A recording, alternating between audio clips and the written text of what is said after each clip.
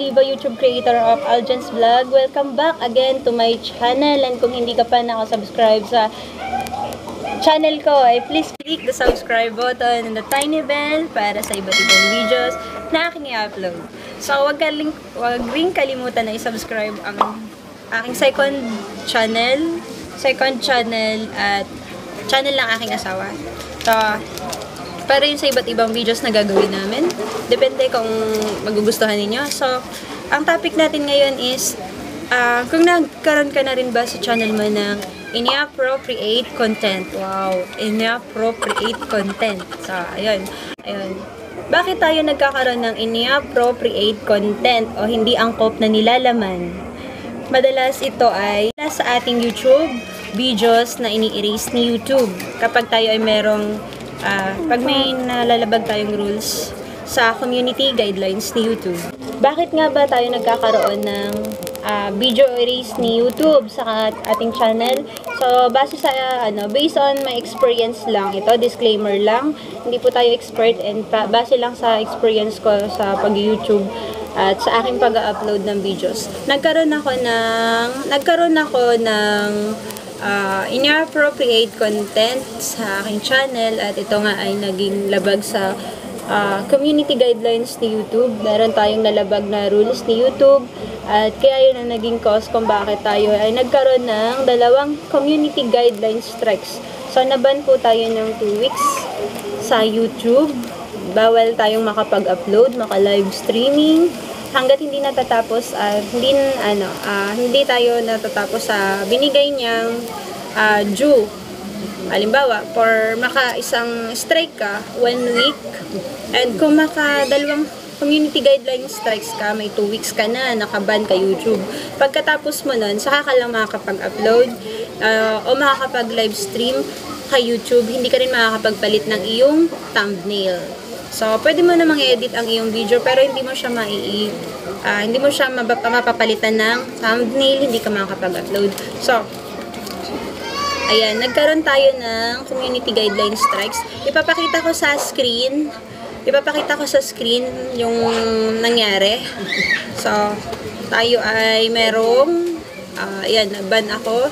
Tapos, nag-appeal tayo kay YouTube kasi bakit tayo nagkaroon ng community guideline strikes. Meron tayo ditong child safety na ipinagbabawal ni YouTube ang mga safety ng mga bata. Yun na nga yung kailangan, huwag tayong mag-upload kay YouTube ng mga naked or yung mga nude pictures or videos na halimbawa is yung mga sex scandal videos na pinagbabawal ni YouTube. Kasi bakit? Dahil merong mga batang nanonood sa YouTube na hindi dapat nilang mapanood ang mga ganong video. So, sa ini-upload kong video is reaction video siya, and wala namang masama sa laman ng video, dahil kung saan nga viral ay doon tayo lagi nakikishare tayo sa mga viral. So, ang nangyari, nagkaroon tayo ng 2 community guidelines strikes. So, lahat talaga ng connected dun sa isang viral video na yon ay ni-erase ni YouTube. So, ang expiration niya, ipapakita ko dito kung kailan yung expiration niya. Dun sa kabila kong account yung sinasabi ko. Yun yung experience ng kabila kong account. So, ayun. And paano tayo mag-a-appeal? Meron din tayong description kung paano tayo mag-appeal kay YouTube. Ipapakita ko yung tutorial niyan dito sa aking screen. Ayan, step by step yung tutorial.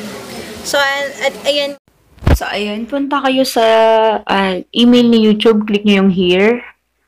Ayan, pag na-click nyo na, ito ang lalabas. Ayan, nandito kayo sa mga na-reject na videos ni YouTube. Yung merong mga, ito. Paste natin yung description sa box na to. Ayan, ilalagay ko sa description box yung pwede nyong makopy ang description para sa pag-appeal. Ayan. Copy-paste nyo lang yung description para sa pag-appeal. Nakikita nyo. Tapos, i-review yan ni YouTube. Ayan. Ito yung mga bawal kay YouTube. Itong mga kahubaran o sexual na content. Mapaminsala o mapanganib na content. May puot na content. Ayan, may mga nakalagay namang description, no? Mga explanation kung bakit. Marahas o graphic na content. Ayan, basahin nyo yung explanation kung bakit. Panggigipit at cyberbullying, bawal din kay YouTube. Bawal mag-upload ng ganyang videos. Spam, mapanling lang na metadata at mga scam. Ayan. Tandaan nyo yan. Mga banta, ayan. Bawal yan kay YouTube. Copyright, ayan. Alam na alam natin yan. Madalas tayo dyan. Iwasan din. Privacy. Ayan. Privacy. Kaligtasan ng bata. Ayan, maraming bata ngayon na naabuso sa social media. Pagpapanggap or yung mga dummy account. Ayun, ilan lamang yun sa mga pinagbabawal ni YouTube. At hindi tayo pinagbigyan ni YouTube ng appeal, ng appealan natin dahil ito nga ay lumabag talaga sa kanyang community guidelines. So, naging rejected yung appeal ko. And naghintay ulit ako ng ilang weeks bago ako makapag-upload. So, ayun nga, tapos na rin yung isang linggo or 2 linggo na ban sa akin ni YouTube after kong magkaroon ng strike sa community guidelines. So, guys, iwasan ninyong magkaroon ng community guidelines. Ipapakita ko dito sa screen ko kung ano yung mga pinagbabawal ni YouTube, English, Tagalog.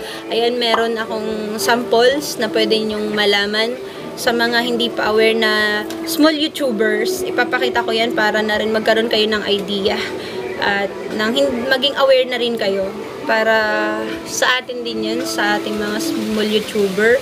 Ayan, so yan lamang at sana nakatulong ang video na ito para sa ating lahat. And kung nagustuhan mo ang aking video na ito, ay don't forget to click my subscribe button and the tiny bell para sa iba't ibang videos na aking i-upload. See you on my next video. Thank you for watching.